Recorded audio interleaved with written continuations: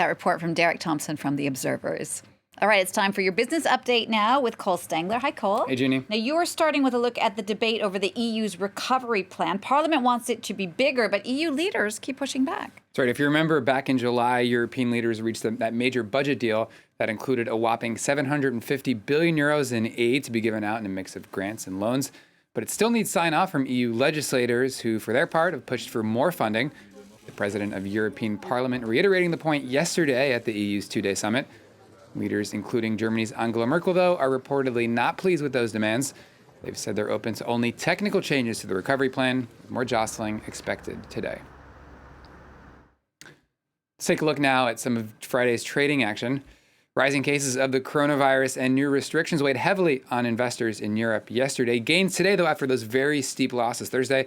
The FTSE, as you can see there, up almost 1.5%. Shares on the CAC 40 here in Paris up around 1.7%. The DAX over in Frankfurt also posting gains. Now, on the other hand, more of a mixed bag on the major Asian indexes to close out the week. Lack of progress on U.S. stimulus talks also lingering over global markets. The Hang Seng and the Shanghai Composite with some gains, but the Nikkei down around 0.4%. Shares on the Kospi and Seoul also down around 0.8%.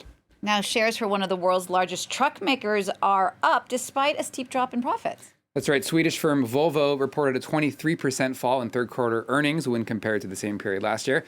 That's a lot, but it wasn't quite as bad as expected as the firm looks to rebound from the height of the COVID pandemic. Executives are also optimistic about the months ahead. Volvo's CEO said that by the end of the month, in most markets, quote, transport activity was back on roughly the same level as a year ago. Next up, in South Africa, the president has unveiled an ambitious new recovery plan. That's right. He says it'll create some 800,000 new jobs through infrastructure investments. But the goal is also to ensure that the least well-off are protected in one of the most unequal countries on the planet. Kamil Nedelek has the details.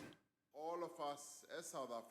A bigger, better economy. That was the vision set out by South African President Cyril Ramaphosa as he announced billions of euros worth of economic stimulus, designed not just to help the country recover from one of the world's strictest lockdowns, but to tackle the recession it had been struggling with even before the virus hit. We are determined to create more employment opportunities for those who were unemployed before the pandemic or who had given up looking for work.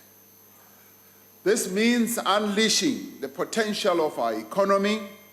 A key measure is the extension of relief grants to the country's 6 million unemployed.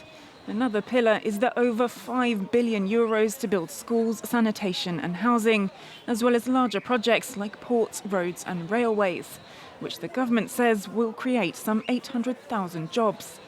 It comes as the lockdown pushed the unemployment rate to a record high of 42%, and the economy is expected to contract by 8% this year. This corona have bring everything down. Even if you can see outside, everywhere is empty because of the corona issues. No business, nothing is going. We come out Sundays, we can't even meet our daily meet. This new aid is on top of a previous stimulus package of over 20 billion euros announced in March. Meanwhile, in the state of California, the showdown is wrapping up between ride-hailing companies like Uber and their drivers backed by unions. That's right. Firms like Uber and Lyft have sued the state over a new law that makes them classify drivers as employees, status that comes with the right to earn a minimum wage and form labor unions. At a court hearing as part of that case, workers turned out to protest the company's opposition. But the firms are also hedging their bets. They've led a proposal to repeal the law via referendum. Kamil Nedelek again takes a closer look at what's at stake. Facing off against Lyft and Uber, these drivers want California voters to put the brakes on a high-stakes proposal on the ballot next month. Under Proposition 22, they would be stripped of their employee status, granted to them by a change in Californian law in January. The reason why I made the drive out here, why I'm saying no to 22, is because it doesn't do enough. It's really a facade by the companies to try to maintain their profits, to stay in the black instead of the red, and that comes at our expense. The companies are also fighting the current law in the courts, which says drivers are employees, entitled to a minimum wage, overtime, unemployment insurance and paid sick leave. Prop 22 would replace that with significantly weaker protections, as ride-hailing firms say granting their drivers employee rights would upend their business model and more than double the prices of their rides. But a study at Berkeley estimated that the increase would actually be between 5 to 10%, and notes that currently most drivers in California don't make minimum wage. Drivers are being urged by the firms to vote yes to Prop 22, and some are convinced.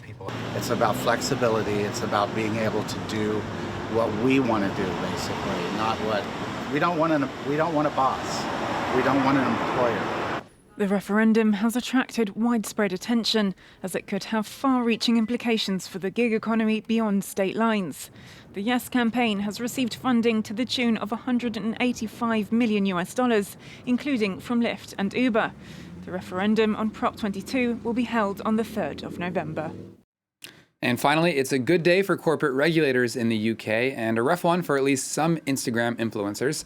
According to Britain's Competition and Markets Authority, Instagram, which is owned by Facebook, has agreed to clamp down on so-called hidden advertising. That's when posters with large followings are paid by companies to promote their products without labeling the content as an ad. Under the changes, Instagram will now require users to make further disclosures and more clearly label paid ads. Jeannie, potentially major development also comes as regulators elsewhere are looking into this. In the U.S., for instance, the Fair Trade Commission looking into potentially changing its guidelines on the topic.